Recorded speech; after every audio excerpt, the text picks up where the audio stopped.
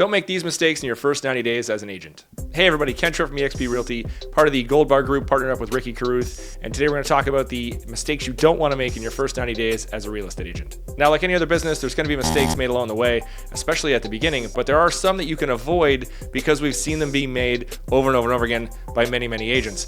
A few of these, if you can avoid these in the first 90 days, you can get off to the right foot. It's going to accelerate your progress, and it's going to help you get through that first year, 2 years, 3 years without turning into one of those 87% of agents that fail in the first 2 years. So let's get right to them. Number one mistake is not setting a schedule right away. It's not getting something concrete where you can actually look at your schedule and say, okay, every single day, every single morning, I've got to do this. Every single afternoon, I'm doing this. Every single evening, I'm doing this.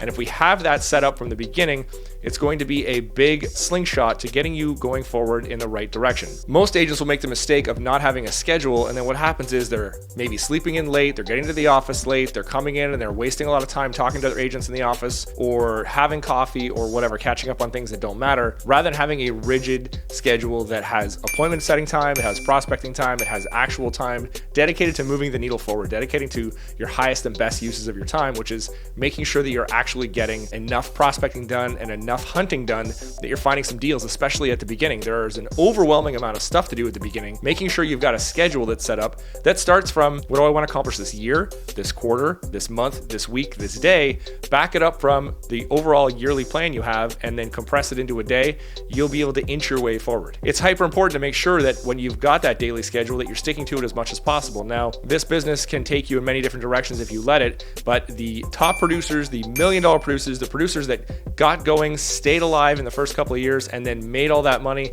as they grew are people that have stuck to a schedule from the very beginning. You ask any top producer right now, they make sure that their schedule is time blocked. They are on top of everything they're doing. They know exactly what they're doing, when they're doing it. And we've got example schedules we can show you.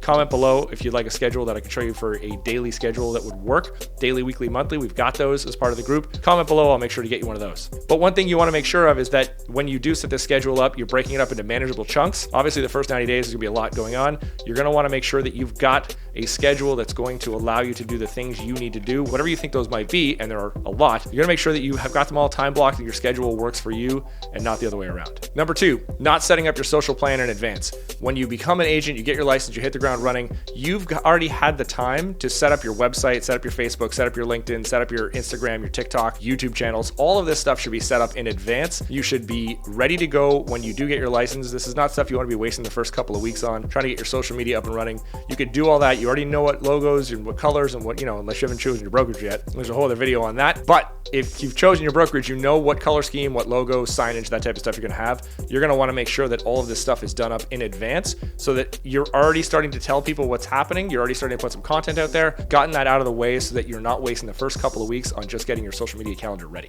Number three is not being a secret agent. It's not telling as many people as humanly possible that you are an agent. And this is where the last point of having your social media up and running really, really helps is you want to get the word out as soon as you know you're going to become an agent, that you are an agent, that you're out there, you're talking to people, you're obviously brand new. You don't want to, misguide people, let them know that you're new. But at the same time, you've got to tell as many people as possible. You don't know who's out there right now that either is looking to do something this year or knows someone that is looking to do something this year. You want to be in front of those people. This is where if you've got the social channels going, you can spread the word a lot faster to a lot more people. Don't be a secret agent. Make sure you put yourself out there as much as possible. The next point is making sure that you're checking your hot sheets as much as possible every single morning. Make sure you're up to speed on what's happening in your town, what's happening in your city, what's going on in those neighborhoods that you know you want to service. You want to make sure that every single morning you're on top of what's going on. Do you know what the interest rates are? Do you know what the price points are for every type of home, townhouse, condo, single family, whatever may, be around in your neighborhoods that you're looking for? Make sure you're up to speed on what's happening. Average price points, number of sales. The more you study it, the better it's going to get. Obviously, it's going to take some time as well, but the first 90 days can be a great time to make sure that you learn and you get up and running right away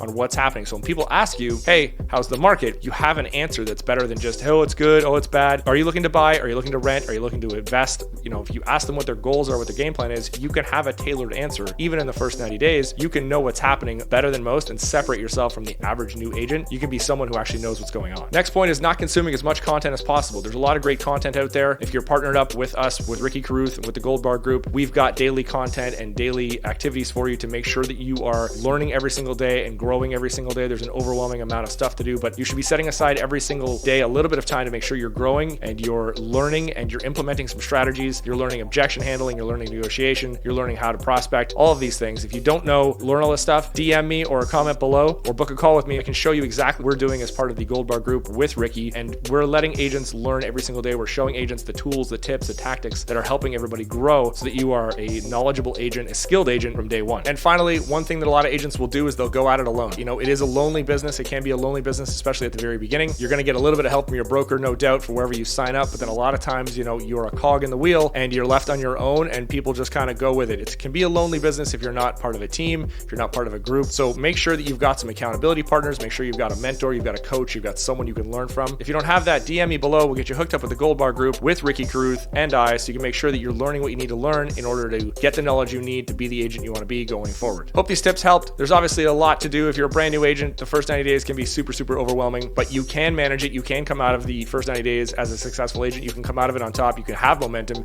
You've just got to do a few things right at the very beginning and not blow through all that time. If you have any questions, you want to book a call with me to discuss what we're doing with Gold Bar and why this group is growing so fast and why so many agents are not only surviving but thriving as part of this group, comment below or book a call with me. The link is in the video description below. I hope to talk to you soon. Bye for now.